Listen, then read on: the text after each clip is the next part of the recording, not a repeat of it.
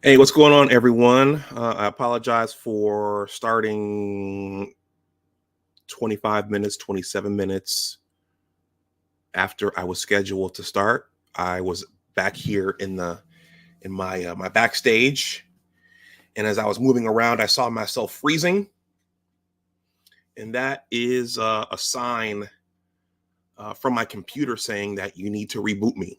Okay, sometimes things tell you what they need. I don't know if anyone out there has a dog, but dogs are very smart. They will sit by the door when they're ready to go outside and take a, they know how to sit by the door and say, hey, look, I need to go outside. And if they're ready to take a piss, they have a way of letting you know, hey, I need to go outside to handle some business. And so if you don't take me outside, we're going to do something in here. So the computer, the computer works the same way.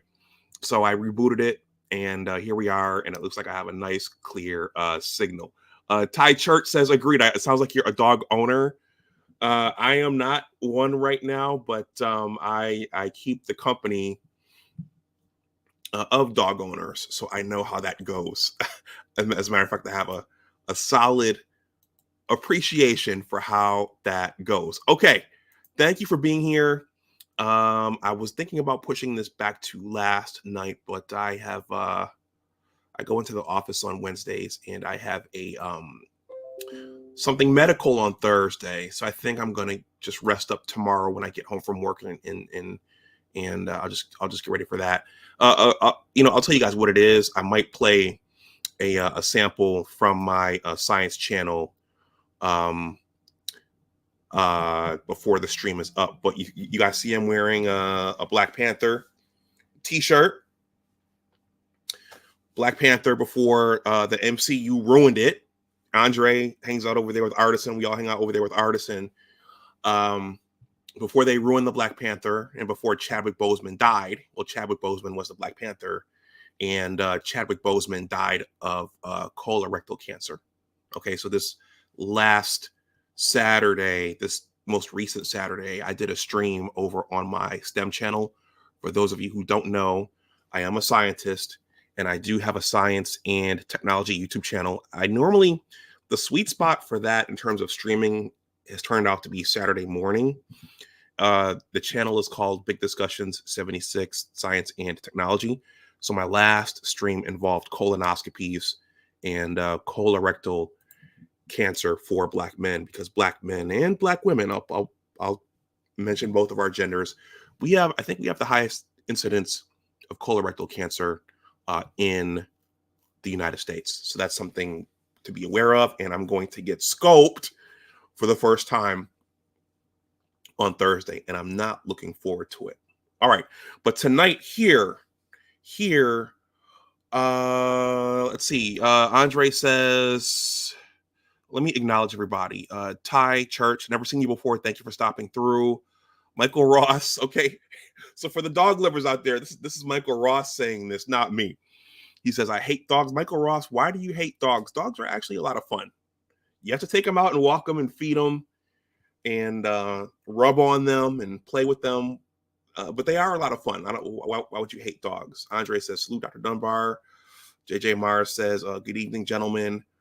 He says, really? No wonder why you did that last stream. I didn't know what kind of cancer he had. Well, you know what, Andre? I just thought of it. I'm going for my colonoscopy, my very first colonoscopy on Thursday. But I just recalled during the stream that that's what Chadwick Boseman died from. So it just kind of organically came together. And most of my, I thought it was worth sharing because most of my subscriber base, I think, are Black men. As BGS said, I am manosphere adjacent. So a lot of you guys need to be aware of that. And there are guys in my subscriber base over there who have already had colonoscopies. But anyway, that's not why we're here tonight. Cynical Optimist, thank you for stopping through. Please smash that like button, everyone. Okay, so Decision 2024 is next Tuesday. I actually voted already. I won't say who I voted for, but I did go already. And it's next week. So yeah, a lot of people looking at my Facebook circle A lot of people are afraid, kind of like afraid of Freddy Krueger or Jason Voorhees or Michael Myers. A lot of people are afraid of what's going to happen and who's going to uh, go back to was it 1600 Pennsylvania Avenue. So they're, I don't know, guys. Just I don't know if you guys went out and voted yet, but just stay safe next week. It could easily, if it's close, many people are anticipating that it's going to go to the courts and it's going to drag out. Speaking of Facebook, I just got an alert. It's going to drag out for a while. And just for your safety, just be mindful. You don't really know in discourse with people afterwards, depending upon how it goes. Be careful engaging in conversation, because some people may really crash out after the results. Okay, so two things tonight. I'm going to try to keep it nice and tight. The Washington Post, many celebrities have decided that they're going to end their subscriptions to the Washington Post based upon something. And then I'm going to ask the question, are we past the point of celebrity influence when it comes to political issues and social topics? I think we are. So I'm going to talk about that. And actually, we're going to watch a video by Anton Daniels regarding that. So the Washington Post, and then are we fatigued from celebrity endorsements and participation in these things? So I will see you on the other side of the intro. All of my intros are themed, and this one has a specific purpose. You may recognize some of the voices. I'll see you on the other side. Because of where I come from, see, in this world, we're all living in different worlds, and not everybody is privy to the same information. People think Amazon made all that money. Well, I take that back. I think 75% of their profit came from AWS, selling companies compute elastic power like it's electricity. Yeah. That funding that development. Chime in on that, Equalizer. I feel you want to jump in on that. I feel it. I used to say, up until recently, I used to say Amazon is a marketing company because the amount, when you look at their financial statements, when you look at the amount of money that they were getting from advertising, I'm like, yo, they're an advertising company. Thanks. They were getting over 45 billion. And the closest company that even came close was Facebook. And at that time, they weren't even cracking 10. This is why Amazon is where they're at. They're old school and new school at the same time. This is why basically nobody can with Amazon. They are on a whole different level, and they're smart with their money. So yeah, they took the advertising money and they subsidized everything else. Now with the tech, they're going to use that to subsidize other plays and buy out other smaller companies. This is not new, man. These tactics aren't new, but most people, they don't get it.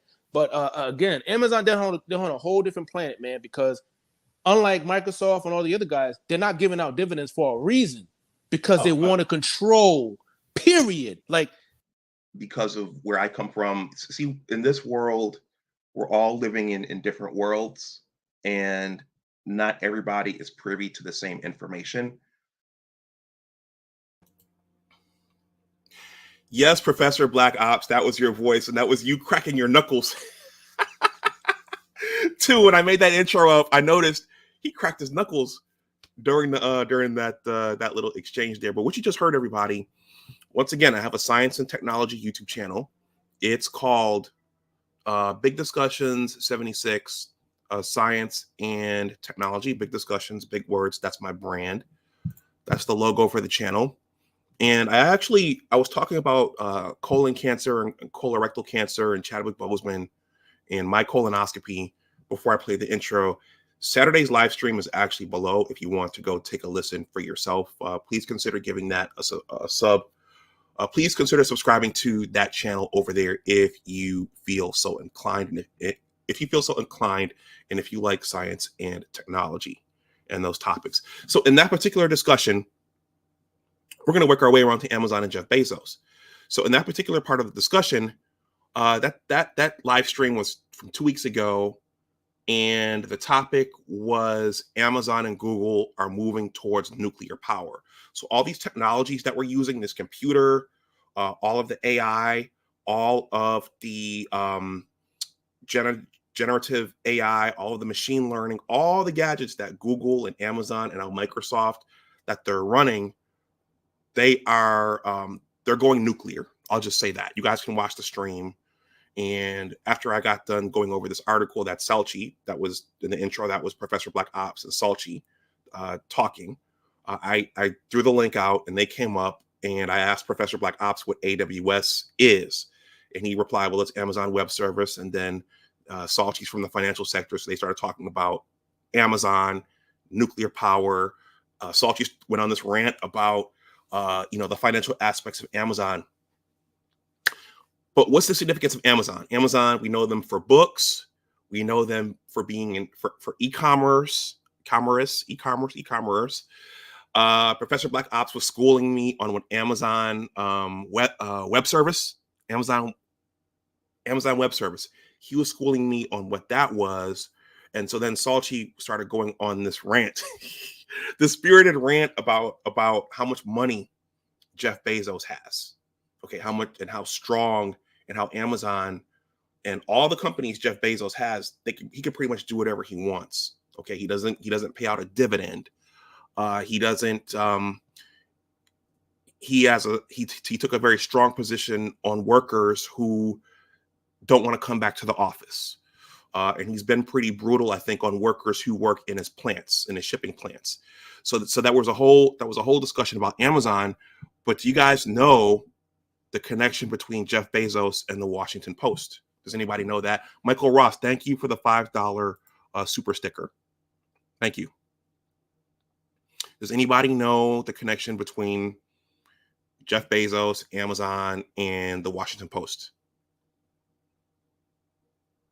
I don't know why these critters always like to come and do this when I'm... Anybody? Okay, well, for the sake of time, I will give you guys the answer. Jeff Bezos, in addition to owning Amazon and Amazon Web Service and Blue Origin, I don't know what Blue Origin does. Maybe one of you guys can tell me. Jeff Bezos owns the Washington Post. Okay, so that is it's like the Washington Post is like, it's one of those historic newspapers for this market, like the New York Times in New York City and like the LA Times in Los Angeles and the Chicago Tribune. Okay, and the Atlanta Journal-Constitution and the Detroit Free Press. So the Washington Post is the signature newspaper for the Washington, D.C. area and the Washington, D.C. market.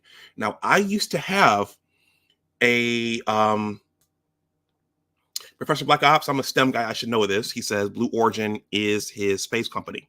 Okay. So Jeff Bezos, he's up there with Elon Musk and Gates and Steve Ballmer, all these tech giants, all Zuckerberg. All these guys are all these tech giants. That's who he is. He's one of those guys. So I used to have my own subscription to the Washington Post. I would get the physical paper delivered here. I don't know how I started. I don't know when I started, but I started, and they started building my credit card. And I didn't get to read it, the paper version, and I didn't get to read. I didn't have the time to read the online version. So being very financially minded, I eventually cut my subscription because this charge was showing up on my credit card every 2 months. And finally, I just said, okay, I'm not reading it, so I'm gonna cut it. So I cut my subscription to the Washington Post over the summer, and I did create some content off of it, but I just couldn't justify keeping it financially if I wasn't using it. So something interesting happened last week, middle of last week. Okay. A number of notable celebrities and political pundits also unsubscribed and cut their subscription to the Washington Post. Okay. And the reason they did that, I don't know if Banner Tomorrow is still there, but he knows this. I'm sure all of you guys know this, is because the Washington Post, they didn't follow the LA Times, but in addition to publications like the LA Times, they refused to give a presidential endorsement. Okay. And you know what? I really haven't paid attention in previous years as to whether or not newspapers gave endorsements for presidential candidates.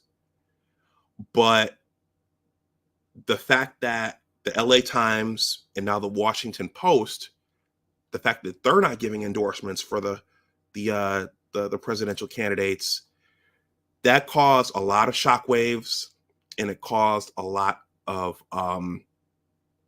anger, a lot of discontent, a lot of bitterness. Okay. And I'm going to talk about that shortly before we go over the Anton Daniels video. I'm looking for my Reginald Lewis picture here. There it is. Okay. So who out there, for those who are still with me, please smash that like button. If you haven't, the likes are free. If you want to make a donation to my Cash App or PayPal, those are here. Okay. So long story short, I'm Black. You guys are Black. Some people have contested my Blackness over the years based upon the way I talk and the way I comport myself. And I was a STEM major in college, and there aren't a lot of us in the Black community. But it's important to take a look around at the entire vista of what's going on, especially around election time. So who out there knows who Mark Hamill is? Because I have him pulled up on X. Mark Hamill. Who knows who Mark Hamill is? Anybody? Professor Black Ops, I know you know. Mark Hamill.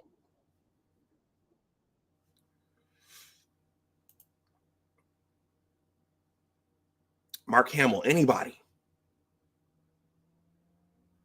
JJ Marr says, I'm sure most celebrities probably never read the Washington Post or any substantial newspaper. Yes, JJ Marr, there you go. So Mark Hamill, for me, I was born mid-70s. So I grew up with the original Superman, the motion picture. I grew up with Star Wars. I grew up with Rocky. I grew up with the Transformers and Voltron and G.I. Joe. But Mark Hamill played Luke Skywalker in the original Star Wars series. Okay. And for me, Mark Hamill will always be royalty for him portraying Luke Skywalker.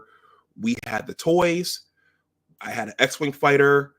I still remember being in the theater when Darth Vader chopped his hand off, and I am your father. You know, Obi-Wan never told you what happened to your father. So I will always, Mark Hamill, despite his political leanings, will always be royalty to me.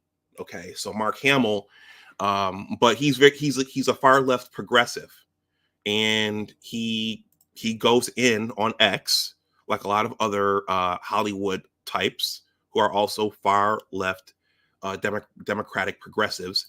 And so Mark Hamill posted this: just canceled the newspaper that told us democracy dies in the dark. Okay, so this is in response to Jeff Bezos. And it turns out that Jeff Bezos was behind blocking the presidential endorsement. I think they were going to send one out for Madam Vice President Harris. And Mark Hamill also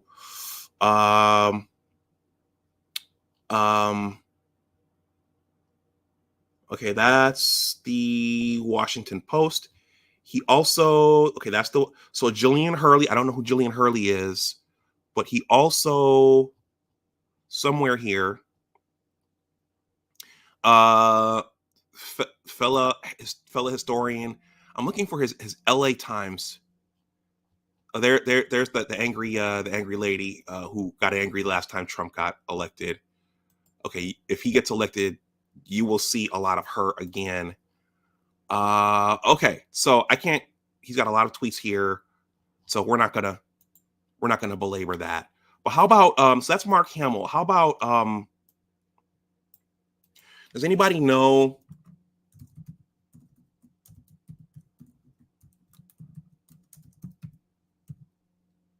who Rob Reiner is? Okay, again, I'm Black, you guys are Black, but it's important to take a look at the entire horizon of what's going on. Does anybody know who Rob Reiner is? Oh, there's Michelle. spreading her cheer, her political cheer. Rob Reiner, antibody. There's President Trump with some French fries. Let me see if I can find it.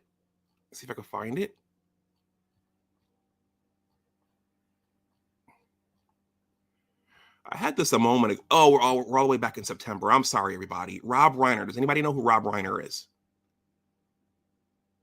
October 20th. French fries. It's Michelle. Okay, well, somewhere here, he also stated that he unsubscribed from the Washington Post. So they all put their heads together and they all said, okay, we're going to unsubscribe from the Washington Post. So JJ Mars, yep, you know your TV trivia. Okay, so he played Meathead on Archie Bunker. That was so he played Archie Bunker's son-in-law, who he couldn't stand. I'm going to go to one more person here, and then we'll move on from this. Anton, thank you for stopping through.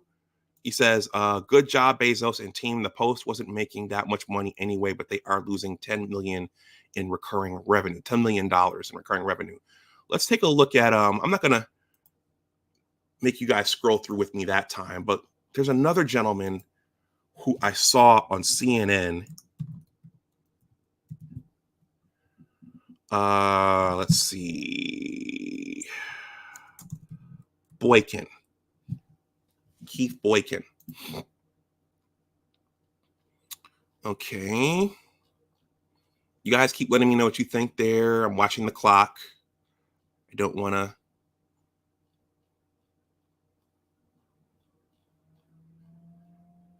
Okay. So one of the cool things about Twitter is that it creates a permanent record, which if you're okay with what's up there, then no problem. But if you put things on your Twitter feed can come back and haunt you. Let me just say that, because people will, depending upon who you are, people will go scrubbing through your Twitter feed. So this gentleman is Keith Boykin. Keith Boykin is an author. Okay, since we're all black here, I think you guys will dig this more.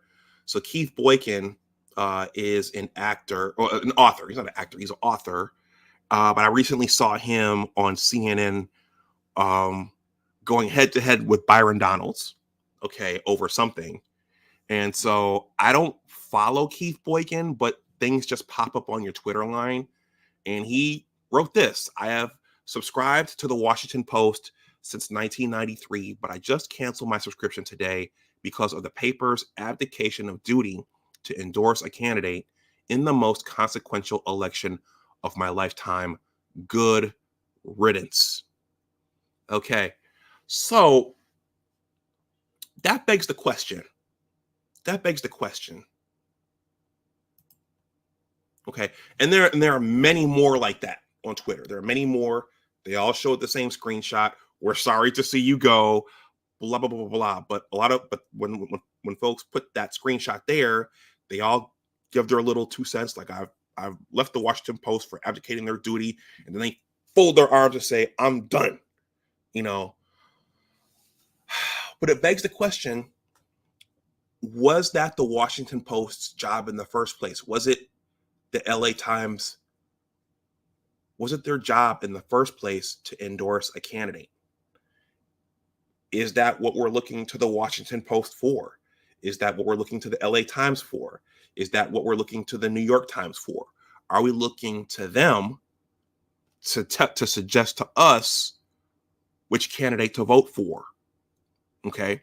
And is it a bad thing that they're stepping back and saying, no, we're not going to endorse anybody? Okay.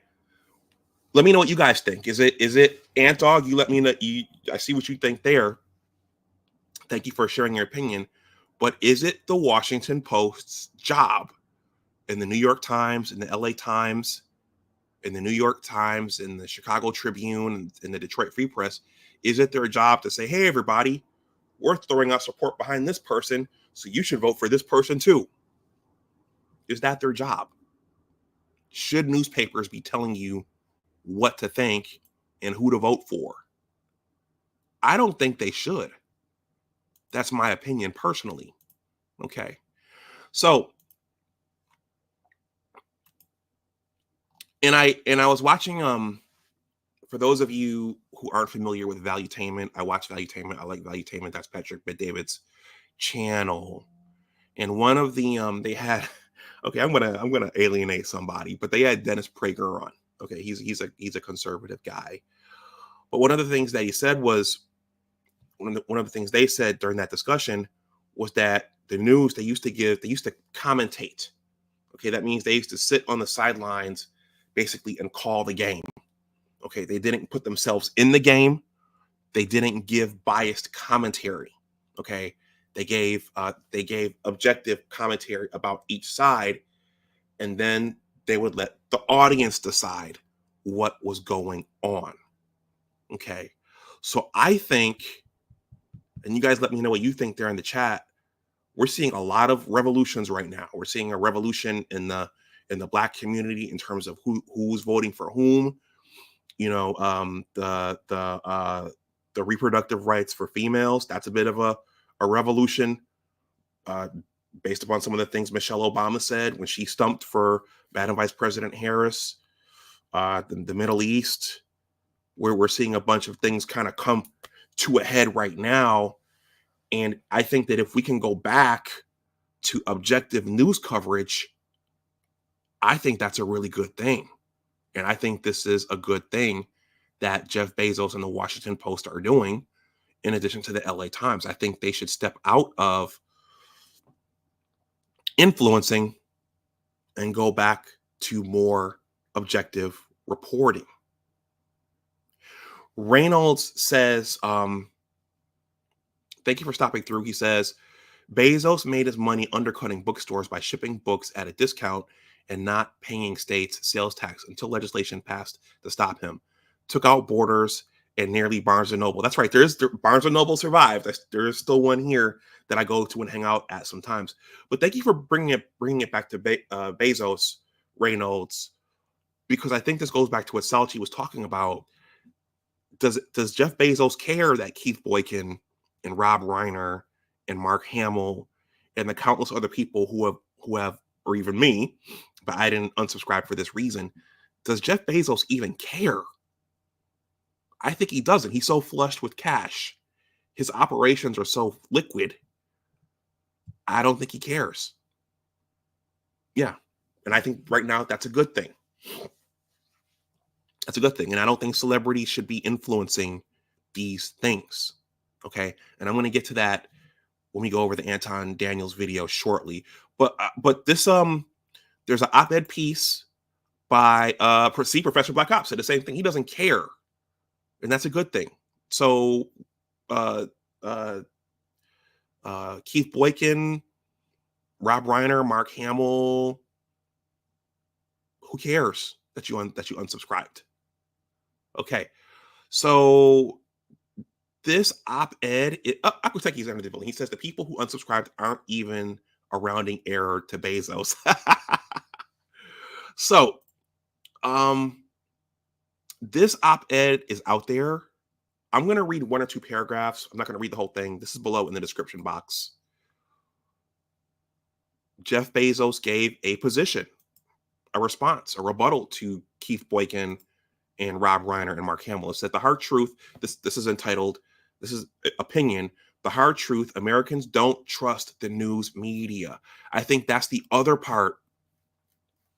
That's the other part of this, is that most of us, I'll throw myself in there, most of us don't trust the mainstream news.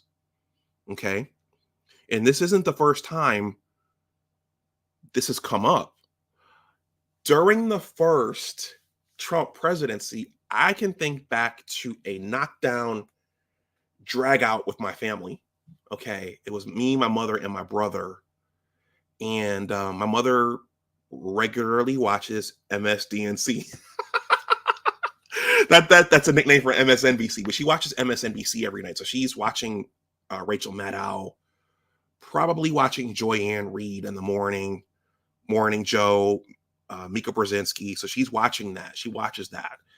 And I talked about this with people here. I remember one black woman, everybody, for the people who think it wasn't a black person, a black senior manager in my current position. We sat and we talked over lunch, and we both agreed we don't get real news anymore. We don't get news like Walter Cronkite gave. We get a lot of propaganda. We get a lot of spin. We get a lot of editorializing. So that's what I said. I said, we don't get real news anymore. And to make a long story short, that ended up in a knockdown, drag out with some relatives, to the point where I don't always like talking about politics and current events with them, because some people watch that. They're not online. They're not seeing what's happening in other arenas. But that's the thing. Anyway, so Jeff Bezos wrote this rebuttal to what happened. Okay. It's entitled "The Hard Truth: Americans Don't Trust the News Media." Okay. I'm just going to read one or two paragraphs. Okay. Jeff Bezos is the owner of the Washington Post. In the annual public surveys about trust and reputation, journalists and the media have regularly fallen near the very bottom, often just above Congress. But in this year's Gallup poll, we have managed to fall below Congress. So that means people trust the mainstream news now less than they trust the politicians, and people don't trust the politicians. But in this year's Gallup poll, we have managed to fall below Congress. Our profession is now the least trusted of all. Something we are doing is clearly not working. Let me give an analogy. Voting machines must meet two requirements. They must count the vote accurately, and people must believe they count the vote accurately. The second requirement is distinct from and just as important as the first. Okay, I think I'll read this one, and then it's below if you guys want to read more yourself. Likewise, with newspapers, we must be accurate, and we must be believed to be accurate. It's a bitter pill to swallow, but we are failing on the second requirement. Most people believe the media is biased. Anyone who doesn't see this is paying scant attention to reality. And those who fight reality lose. Reality is an undefeated champion. It would be easy to blame others for our long and continuing fall in credibility, and therefore decline in impact. But a victim mentality will not help. Complaining is not a strategy. We must work harder to control what we can control to increase our credibility. All right. I'm not going to go over this whole thing, guys. It's below. Maybe I'll do a pre-record on this, but I will be sure to have this in hand around Thanksgiving time with my family. All right. For those of you who don't know, we're going to go to the Anton Daniels video now. For those of you who don't know, the news media, whether it's print or online or on standard television, that's historically or traditionally referred to as the fourth estate. Okay, so we have historic society and we have modern society. This is a vocabulary word for you guys who don't know it. They are referred to as the fourth estate. So you have your legislature on the top, judiciary, executive. Those are the three branches of government. Then you have the press right there in the middle, communities of concern, expertise, practice, or collective bargaining. And then you have business and consumers on the bottom. Their job is to objectively report, not put themselves and their opinions in the stories unless they're editorials. Now, the first place I heard about the fourth estate, if you guys want to know where that came from, shout out to Rael. It was reading Reginald Lewis's biography or autobiography. I think it's he didn't write it himself. Someone else wrote it, so it's his biography, why should white guys have all the fun? So what we saw in the first Trump administration in terms of the knockdown dragouts with the media, that's not new. That's not new. That's been happening with politicians. That's been happening with billionaires like Reginald Lewis, who was our country's first Black billionaire. He had to navigate being misrepresented and having his business intellect questioned by the media because they didn't want to give a Black man credit for the business transactions and the business deals that he was creating. So he had a knockdown, drag out with the media himself. And in that book, well, I'll just leave that there. So this is not new. Okay, so but this gets to the question, should newspapers tell us what to think? Should the media be telling us what to think? But also, we saw Mark Hamill, Keith Boykin, Rob Reiner, and several others. Should we care what celebrities think? Okay, now, President Trump, he's had some celebrities come on and speak for him and vouch for him. I'm thinking one of the latest ones was Thomas Hitman Hearns. Okay, Tommy Hearns endorsed him. Who's the guy who played Captain Marvel? Zach Levi. Zach Levi stepped out and endorsed President Trump, potentially tanking his career in Hollywood.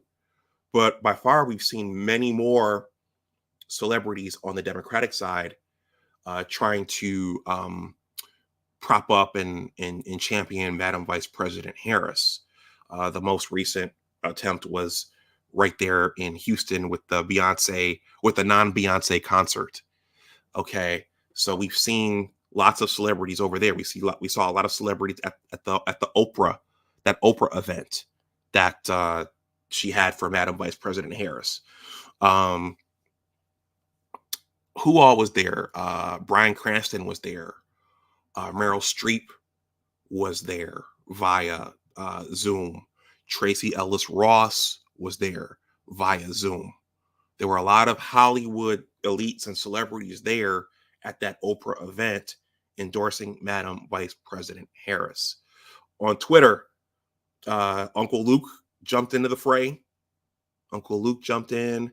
D.L. Hughley's been in it. He's been getting muddy. Steve Harvey, a lot of Black celebrities recently. Lil Scrappy. You guys familiar with Lil Scrappy? Some of the younger rappers. Though I've never heard any of Lil Scrappy's songs. But there was another one. It was a Slim Thug. Slim Thug and Lil Scrappy said, "I'm going to vote for her because she's a Black woman. And if that's what you think is the right thing to do, far be it for me to tell you what to do." But a lot of celebrities on the Democratic side have really jumped in to try to say, "Hey, we're supporting this side. You should come support this side too."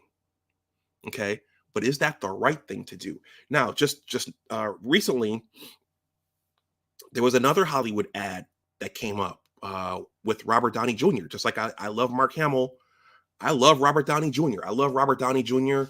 I grew up with Robert Downey Jr. for playing, but I really love him for playing Tony Stark, Iron Man. Okay, I wish they never killed that character off. He was Tony Stark, Iron Man. I loved the way Mark Ruffalo played Bruce Banner and the Hulk, and the way those two played off each other. I wish they had never stopped, because those two were like a match made in heaven. Bruce Banner, played by Mark Ruffalo, Tony Stark, played by Robert Downey Jr. Okay. Mark Ruffalo's been online snapping out as well over the election. I'm sorry, crashing out. And so this most recent ad had Mark Ruffalo, Robert Downey Jr., and many other celebrities saying, "Hey, you should vote for Madam Vice President Harris." And if that's what you want to do, I'm not telling you what to do, but I think the question is it their place to tell us as John Doe and Jane Doe on Main Street, is it their job to tell us what we should vote on and what our political leanings should be? And should you follow them? Should you follow celebrities, athletes like Steph Curry? Steph Curry came out and gave his little pro Madam Vice President Harris spiel. Should we be following actors and actresses and recording artists and celebrities when it comes to politics? I don't think we should. I think you should vote. You should think for yourself and come to your own decisions. Okay. And I think it's foolish to follow someone just because a celebrity says to follow them. And then the other thing is, Anton will describe in this video, they are so far removed from the average citizen's life that they don't know what we're going through on the ground. They don't know. Hollywood doesn't know. How could they know? They're celebrities. Okay, they're in movies. They're going to parties and they live in Calabasas, and how would they know what's happening on Main Street? Okay, the GOAT has entered the chat. Passport OG says, I think that's Andre. Sorry, Andre. Well, you're the GOAT in your own way, but Passport OG, the GOAT, has entered the chat. He says, I think they are being mandated to do it. The overwhelming numbers suggested. You know what? A lot of them are being implicated with Puffy. I'll always know him as Puffy. I don't like Diddy. I like Puffy, Puff Daddy. A lot of them are being. The question has been asked: are these people connected to the whole Diddy thing? Okay, let's see what Anton has to say. Anton, I have to give him credit. I'm a small guy, but Anton, I mean, I think he does this. I think he does this full time now, and so when you don't have a 9 to 5, you can create a whole company around YouTubing and content creation. I don't know what all else Antoine does. And not Antoine. I don't know what all else Anton does. He's a financial guy, but whatever it is, he's positioned himself to be able to create content all the time, and he's been front and center on the pro-Trump side, and he's been able to get himself on some of the television stations as well, Fox being one of them. I think he's gone on at least one of the more liberal stations as well. But you guys know Anton. But for the people who don't know, like my mother and her peers, there are younger Black individuals who are pro-Trumpers and who are not pro-celebrity and who are not pro-Democrat. So Anton just released, he just dropped this one today. I'm going to stop it as I go throughout. I don't know if Tori L is going to come through, but I don't know that I'll get stricken for this one, as I've played videos from larger content creators. And I think the key is you just have to stop the video as you go through. All right. I'm not going to say that, but that title right there tells you what Antoine, I keep trying to say Antoine. That title tells you right there what Anton thinks about celebrities. And there's a picture of Madam Vice President Harris and Bay. Yo, Bay. Let me make sure the volume is up for you guys. This one is 9 minutes, so we'll be done with this in no time. Fair use, YouTube. What's going on is Anton from AntonDaniels.com. I appreciate you guys for continuing to rock with me. I'm starting to get fatigued. Not tired physically, but tired of people parading, specifically on the Democratic side, people parading a bunch of celebrities in front of me thinking that is going to sway me of voting Democrat. Or if you are an independent, I'm wondering, is it a celebrity that you love or that you worship that you think is going to help you and push you towards a specific candidate in this election? So a lot of people are fatigued by seeing celebrities and rappers and recording artists and athletes telling them how to vote and who to endorse. A lot of people are fatigued by this. You know, I think that rallies are cool. You know, you ever been to a pep rally in high school? It's like that on steroids, but it's a lot of finessing and a lot of finagling going on in this particular election. And I'm wondering exactly how much these celebrities are making from your donations, because you do understand that when you donate to these elections, that the celebrities are the ones that benefit when they pull up and they give a little speech, such as Beyonce or Meg Thee Stallion or whatever, right? And So I never thought about that, and I don't really donate to campaigns, but Michael Ross, thank you for that as well. The pastors. So this is the pastors, Jamal Bryant, and some other things. So pastors of the black churches, yeah, some of those guys are real head scratchers as well. And you wonder what their motivations are. You wonder how the leader of a Christian church could be pro-abortion. Okay. You look with a as an adult, you look on and you wonder, how could you support what you're supporting? Okay. But going back to Anton's point, yeah, so when they raise money, some of it's going to pay celebrities to come and hang out at your rally. Fair use. I'm just wondering how much of these people are getting paid. How much is Plies getting paid?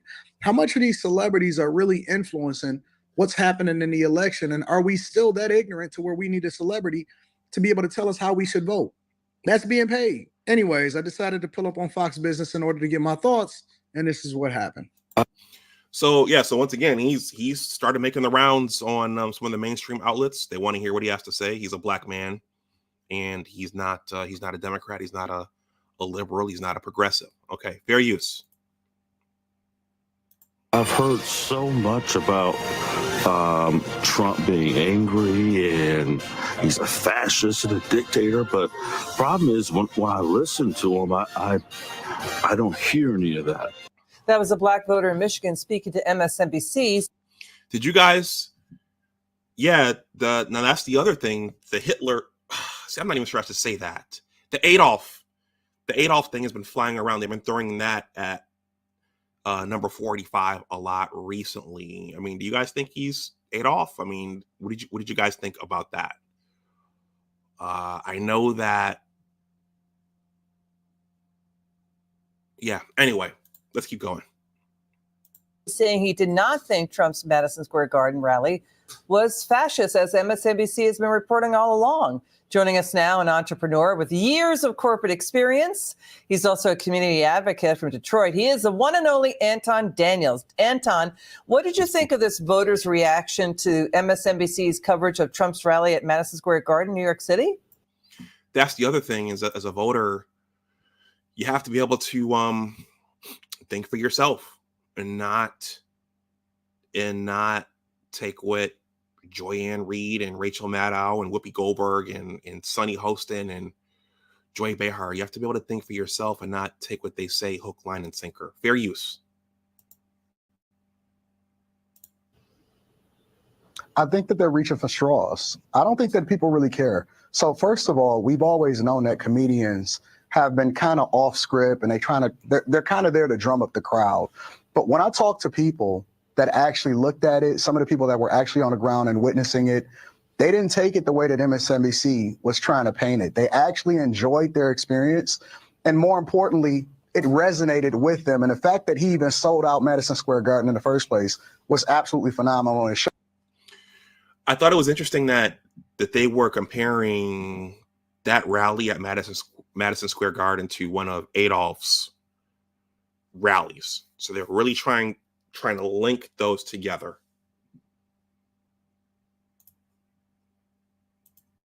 Shows you that people are engaged with the Trump campaign without the celebrities. You know, it's really interesting, Anton, what you said. You know, by the way, Trump is in the lead in the Real Clear polling averages.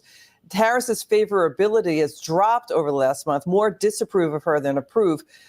He's got a slight lead in all the battlegrounds, and he's leading Harris in the economy, in a new ABC poll. So that data shows, who do you trust more on the economy? President Trump, 45%, Madam Vice President Harris, 37%. Let me stopping this. Okay.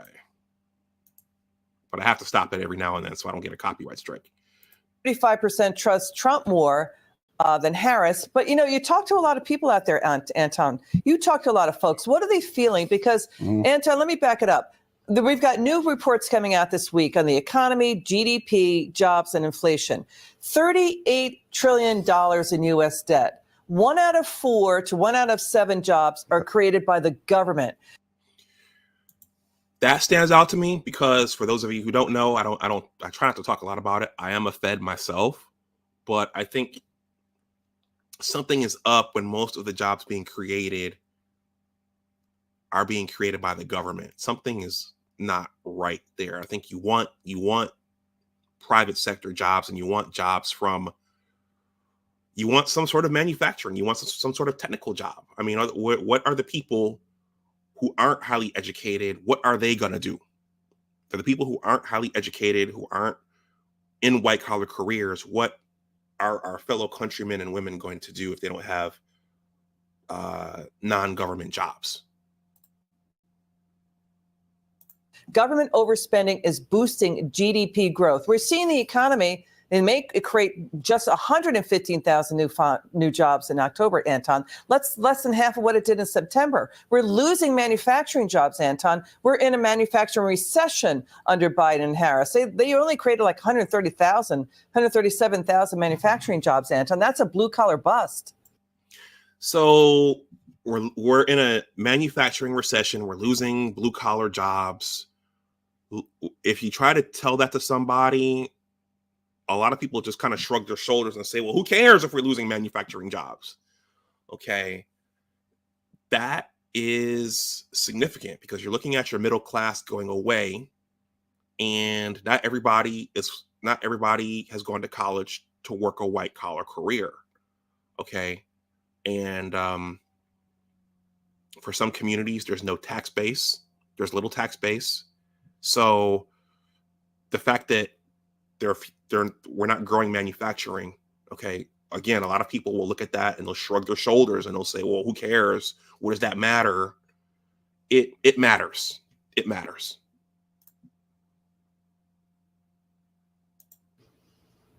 The interesting thing about it is that I think that the polls are wrong. I think that his lead is huge, massive, because I'm on the ground. I speak a lot of times with the people in Local 600.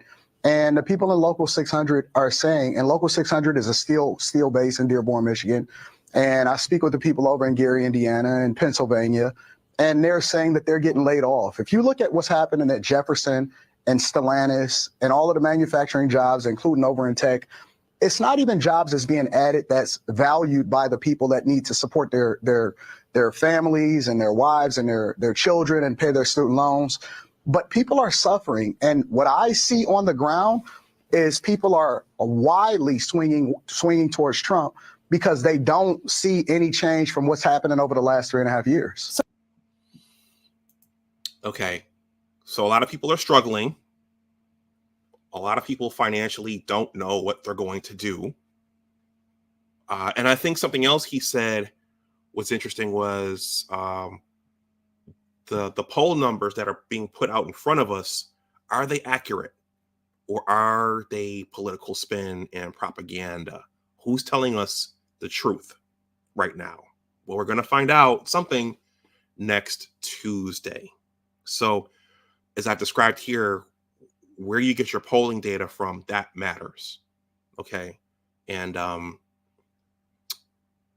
well, let's keep going because I think Anton says something else significant here.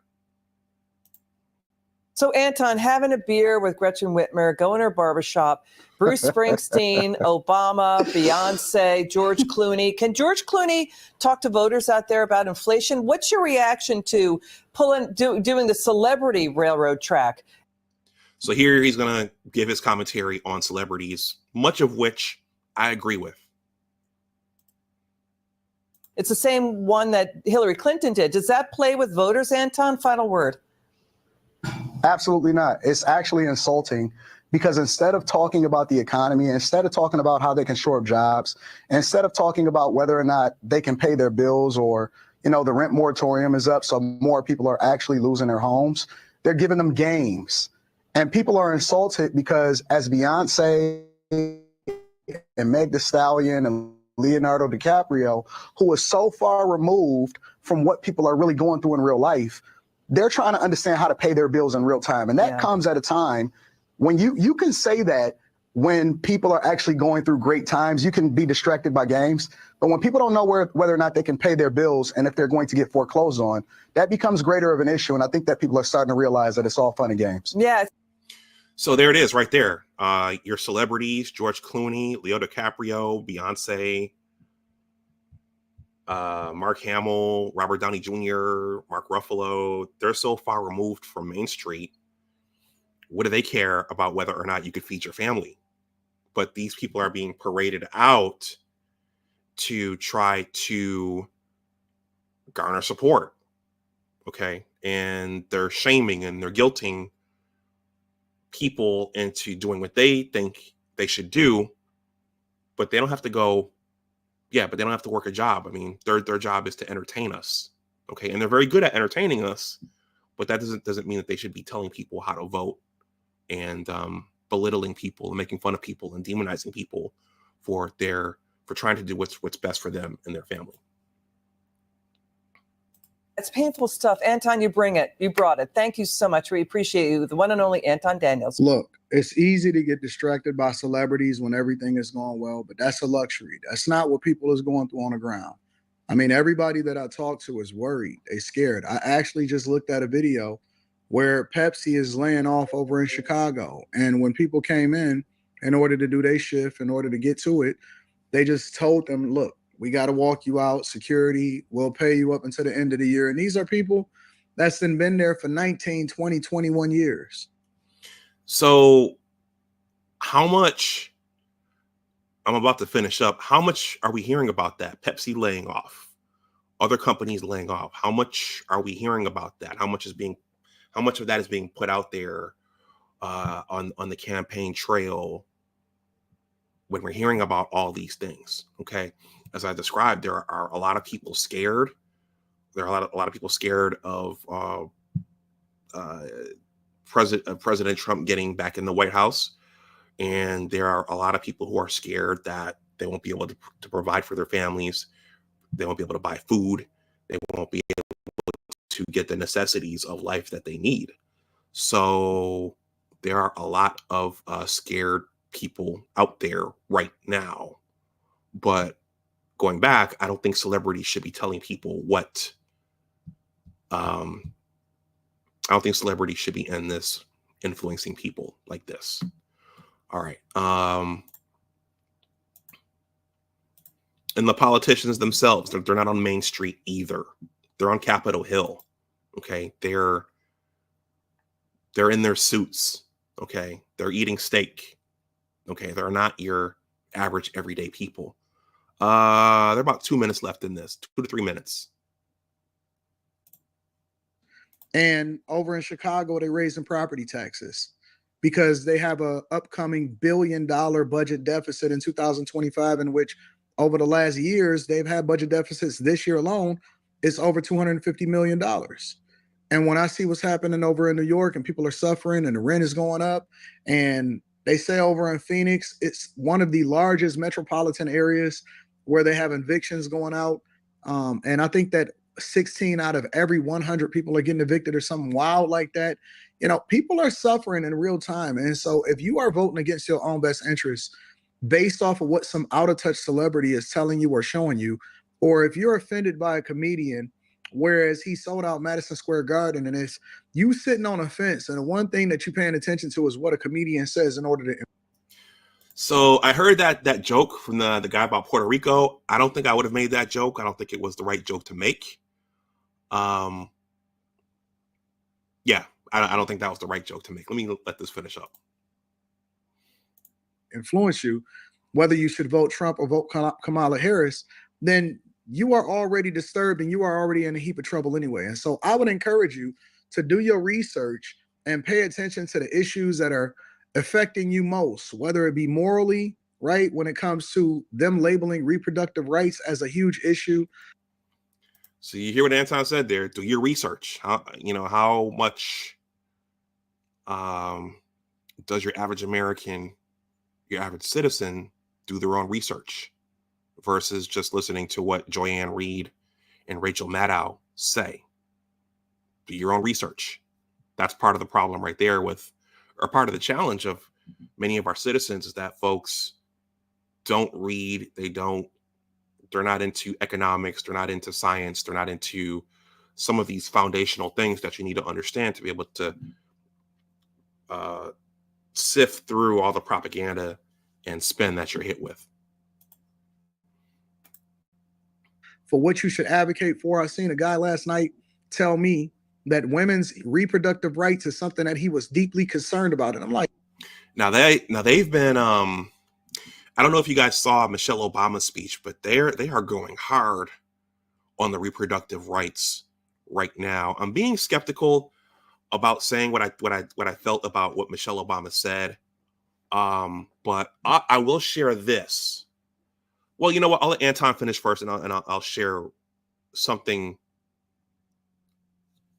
that stood out to me about what Michelle Obama said.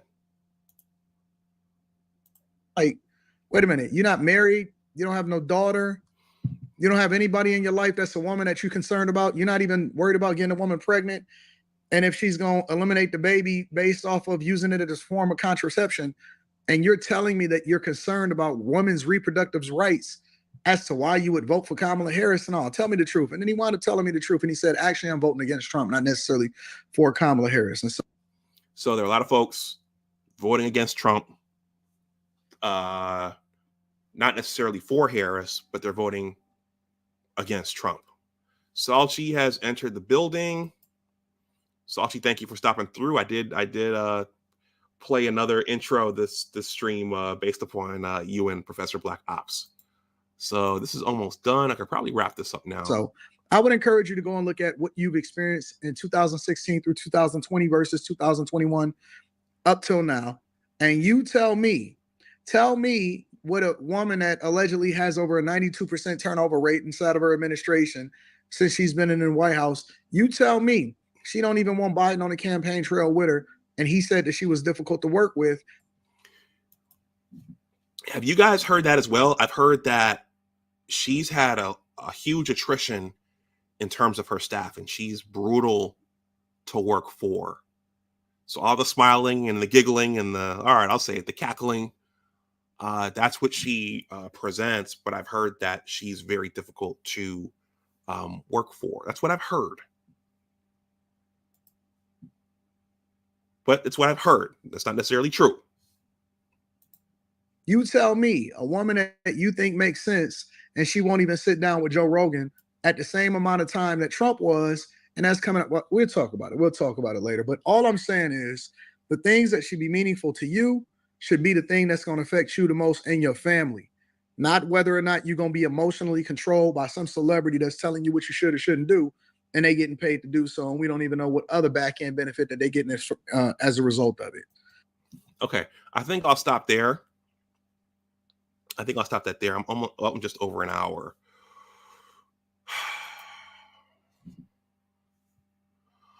I'm going to end with Joe Rogan. But yeah, so the question is, should you be taking your political leanings and your political cues from celebrities? I don't think so.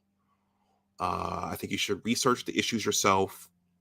And I think that they are far removed from what we're going through on the ground. The inflation, the layoffs, recessions, jobs, etc. So they shouldn't be giving advice to anybody. Now, Michelle Obama, what I'll say, and I'm going to be careful here, but something interesting. Well, Michelle said a lot of things. You need to get the men in your families to do right by us. You need to get the men to do right by the women.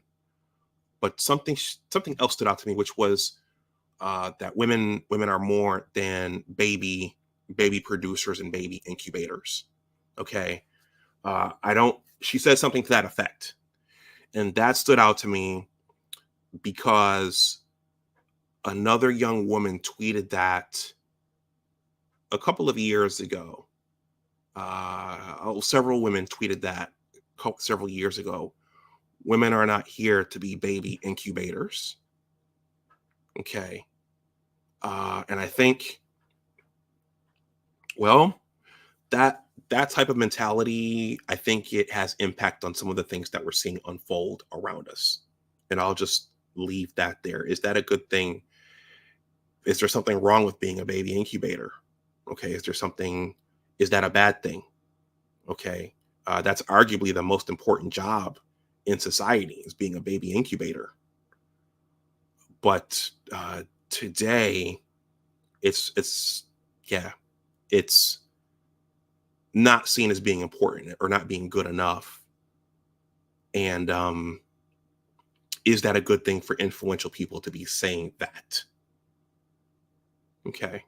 And I'll just leave that there. Now, Joe Rogan. I know. Did you guys see the Joe Rogan interview with President Trump? I saw pieces of it. I didn't have time. I haven't had time to sit down and watch the entire 3 hours. I was entertained. President Trump makes me laugh.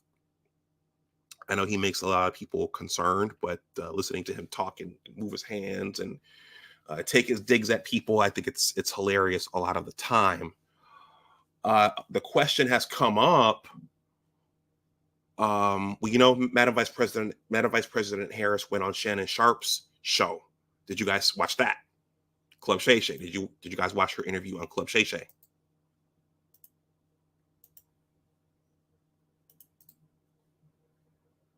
Yes, no, maybe. Did you see her discussion on Club Shay Shay? It was an hour. It was a little over an hour. It was not 3 hours. It was a little bit more.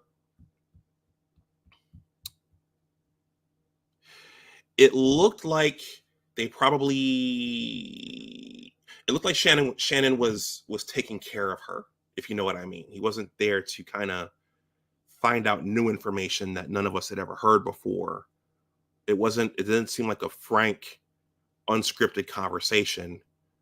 And it looked like Shannon was there trying to take care of her. And so then the question is, after the success of the Joe Rogan interview,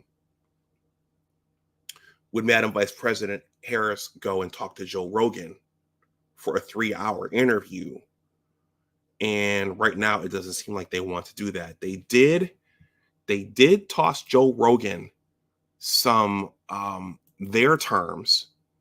And I think they told him, if you want to come to DC and talk for an hour, you can do that. Here, let's read it. Let's read it together. Slick Rick, which are you talking about, the Shannon Sharp video? Yeah, so Joe Rogan posted this. Also, for the record, the Harris campaign has not passed on doing the podcast. They offered a date for Tuesday. Wow, that would be election day. They offered a date for Tuesday, but I would have to have had travel. Oh, this was this past Tuesday. They offered a date for Tuesday, but I would have had to travel to her, and they only wanted to do an hour. I strongly feel the best way to do it is in the studio in Austin. My sincere wish is to just give a nice conversation and get to know her as a human being. I really hope we can make it happen. Okay, so a couple of things stood out to me about that. I don't think they would want her to talk for 3 hours, number one. And number two, the questions that Joe Rogan asked President Trump, Joe Rogan was trying to get into the weeds, and he was asking questions about things that were happening behind the scenes. He was asking specific questions about people. He was asking specific questions about how government worked. He was asking specific questions about what it was like to get in there for the first time and who was coming after President Trump. I don't think Madam Vice President Harris or her handlers would want to divulge those details about government and about some of the inner workings of the Democratic Party. And I just don't think she would be able to open up and communicate and share in that way that President Trump did. So I don't see them doing that. I don't see her doing that, because she would have to show a level of she'd have to open up and share in a genuine, frank way that I don't know that she or her team is comfortable with. Okay. So I don't think we will see that. Okay. But I am at an hour and 10 minutes. Do you guys have any other comments? I was thinking about opening it up, but I'm at an hour and 10 minutes. I need to eat and I have to get up in the morning, and I have my procedure in 2 days. So do you guys have any? I'm going to read some of your comments here. Thank you, Michael Ross, once again for that generous super chat. If anyone wants to donate something, my Cash App and PayPal are below in the description box. So let's start here. Well, let's go all the way through.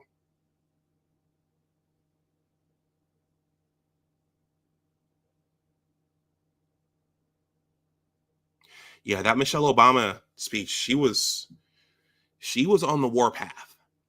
And you know what, guys? You know what's interesting? I might bring this up in another stream.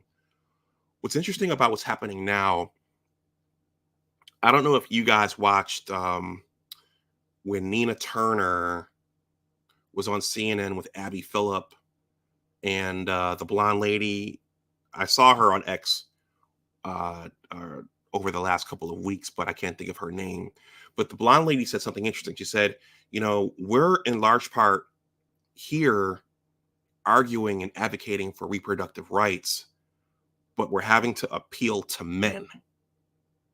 We're having to appeal to men for reproductive rights, which is an irony.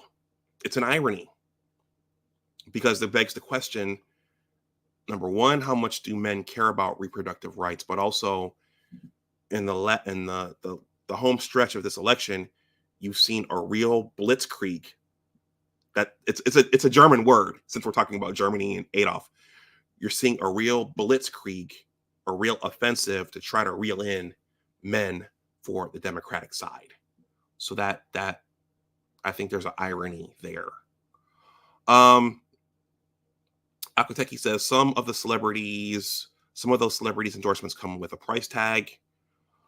He says you got Obama out here rapping Eminem and Michelle preaching misandry. Yeah, Michelle was pretty. She was on the warpath at that rally. Andre says Plies and Scrappy doing it for free. They're goofy son husbands. Yeah, little Scrappy. Okay, I'll just give him a little laugh there. A little Scrappy. Andre says nope. He says even Pookie's like Trump. I think that's a President Obama quote there. He says, if you have to invoke Godwin's law, you've lost the argument. You know, Akuteki, I used to know what Godwin's law is. Let's take a quick look at what that is. Godwin's law.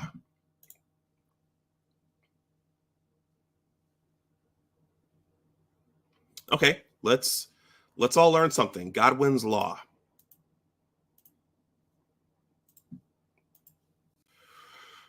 Godwin's law, the law states, as a discussion on the internet grows longer, the likelihood of a person or persons being compared to Hitler or another Nazi increases.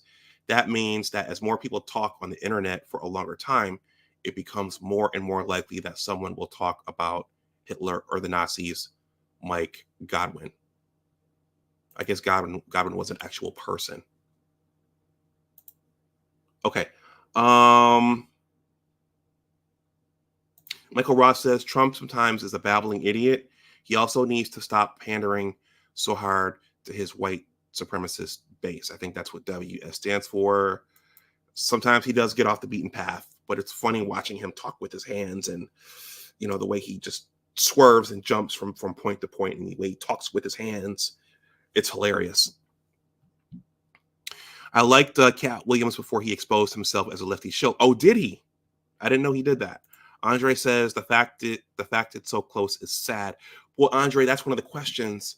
That's what they're telling us. But is it really that close? Or are we going to see something different on Tuesday? He says, New Farms is a crazy slip, LOL. Aquateki says, people trying to find what jobs still exist in this service economy. Yeah. Meanwhile, billions are being spent on illegal immigrants and global wars. Yep.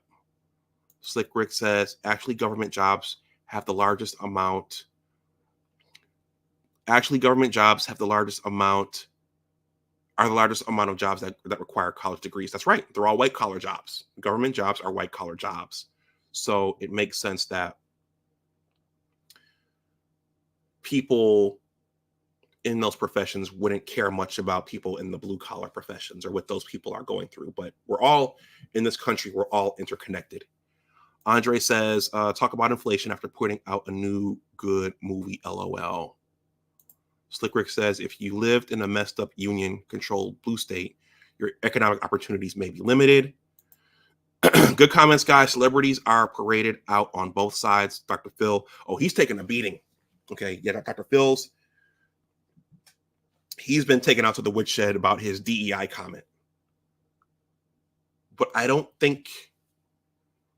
think President Biden spoke with him before he dropped out.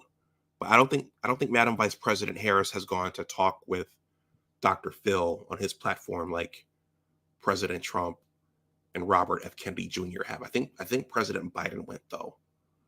Slick Rick says, this is why democracies don't work.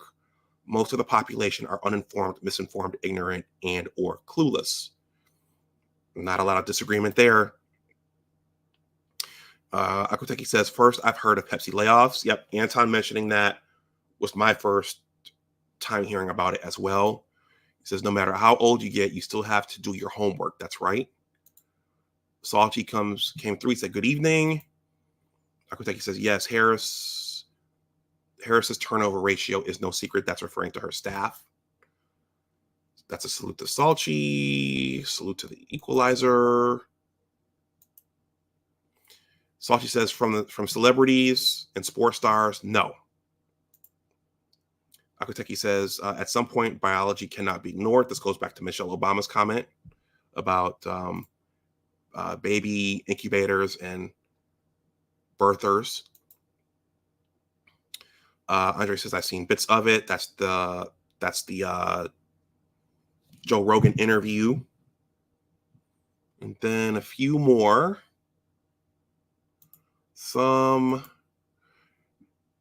He said, I view the clips BGS reviewed. Yeah, now I will say this. Madam Vice President Harris did look nice and relaxed with Shannon. And that's probably one of the first, I do agree with BGS, that's probably one of the first one-on-ones she should have done. Okay.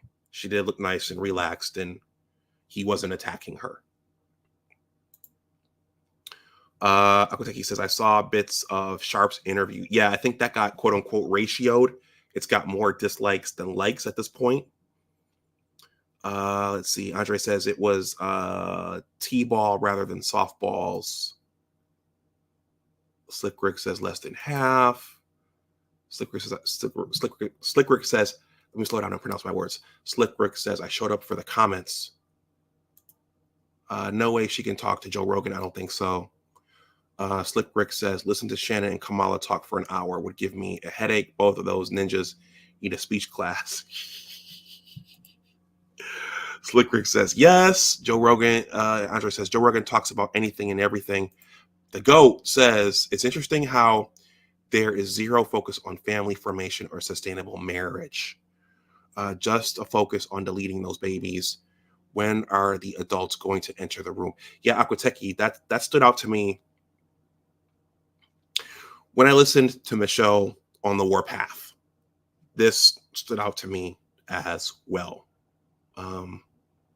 She was very, very worked up about men not doing right by us and women not being here just to have babies, which arguably is the most important job on the planet.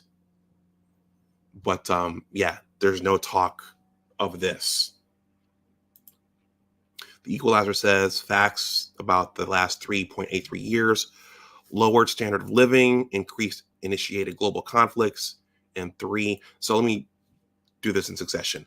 Facts about the last 3.83 years: number 1, lower standard of living; number 2, increased initiated global conflicts; number 3, deficit spending and mismanagement. And then finally, Andre says, I meant that one about George Clooney. I think it was. Okay. But yeah, it's Passport OG, your question. There are a lot of fundamental, for the people who are scared, and there are a lot of scared people over on Facebook about the election and who's voting for whom. And there's a lot of fear about President Trump getting back in office. But I would argue that there are some significant foundational cracks in the country, and President Trump being in office for the next 4 years is the least of everyone's worries. Okay, there are some significant foundational cracks in the country's economics, and there are some significant foundational cracks in us as a species in terms of forming families and there even being future generations. There are some significant foundational cracks, and President Trump is the least of the things that people should be worried about in terms of this country and its future. So, all right, everyone. I've managed to speak for an hour and 21 minutes. I have to have some dinner and then get ready for bed. So I was thinking about opening it up, but hey, next Tuesday is the big day, so I will probably stream on Monday and open it up. And so probably on a later date. Let me see if I got anything else here.